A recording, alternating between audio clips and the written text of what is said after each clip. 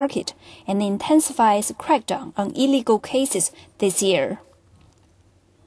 Chen Lijun, CCTV. China Consumer Association, or CCA, has set the theme for this year's World Consumer Rights Day as harmonious consumption. The association says the Chinese government should create a harmonious environment for consumers. BizChina's Zhou Xiaoye has a story. Among all the complaints that the CCA received last year, quality concern in digital products, mobile phones, auto, and residential homes topped the list. Buying a house is most likely one of the biggest expenses in a person's life, so the quality is key. Our survey has found that satisfaction rate in this area is comparatively low. Dong says the CCA is now trying to enhance the guidance before purchase, supervision during purchase, and juristic support in order to establish an efficient and well-rounded system to protect consumers.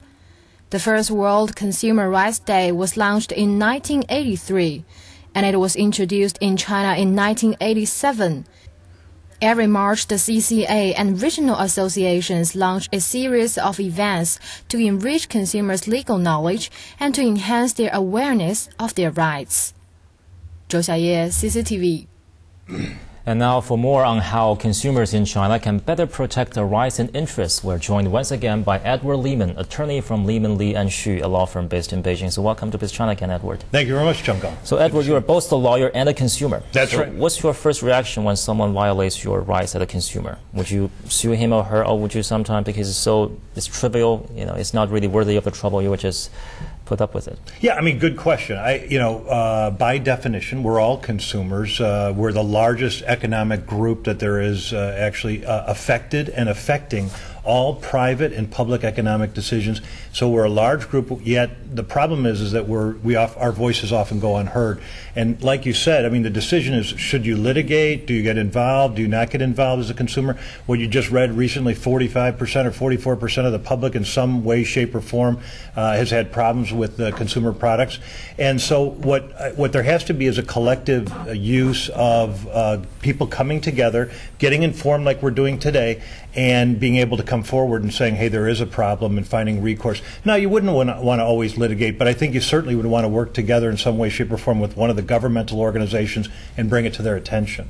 So this recent survey says only 1/3 of Chinese consumers actually take legal actions against violators of their consumers' rights. So you're suggesting that we need to work out some kind of more efficient mechanism, to file a complaint to... Absolutely, yeah. And that's an excellent idea. And I think that what has to be done is there maybe should be some sort of small claims court like we have in other parts of the world.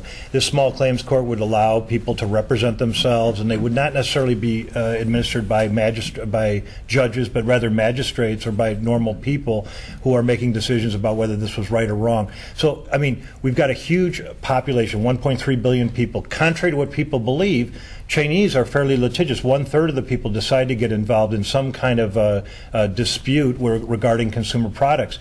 And we have to allow there to be enough infrastructure to do that. We've only got 10,000 lawyers, for goodness sakes, here in Beijing, and we really need an opportunity to allow consumers to be heard. What is it all about? It's about the ability to get the right to safety, the right to information, the right to choose, the right to be heard by government offices, and be heard for redress. And so that's what consumerism is all about. But a lot of times consumers are unaware of their rights. So probably, as you mentioned, we need to educate them a little bit, make them more knowledgeable about what's possible, what's not possible. Can you give us a few examples, a few scenarios in which most consumers wouldn't think of filing a complaint or actually resort to legal actions? Yeah, oftentimes when you're making a purchase that is so small that it wouldn't make any sense. Contrary to what people believe, it really depends on the consumer. There was one consumer who happened to be a lawyer like myself who was here in China and decided to sue the cinema because they were showing shorts, they were showing some advertisements before the cinema, and his time was so valuable to him that actually took him off schedule. So there are guys who litigate about very small things. Now that case was eventually thrown out. But then there are very few people who will get together and do it just for a small amount of money. It doesn't seem worth clogging up the courts. It doesn't seem like going forward with it. So then there are administrative efforts like the State Administration for Industry and Commerce. There's the Consumer Quality Supervision Organization. And you can have redress with them, but I think consumers don't feel so satisfied with that. You know, when you think about it, this Consumer Day has only been around since 1983. And in 1985, actually, the UN adopted consumer protection law, which was adopted by many countries, including China. So it wasn't the first day that this was ever talked about was March 15, 1962, by President John F. Kennedy. So it's a relatively new thing that consumers have a voice. Well, speaking of the U.S., there are many interesting stories in the U.S. about how consumers successfully sued their the companies. For instance, like there's an old lady who sued McDonald's for not telling her the coffee was hot, and she got millions of dollars of compensation. There was a woman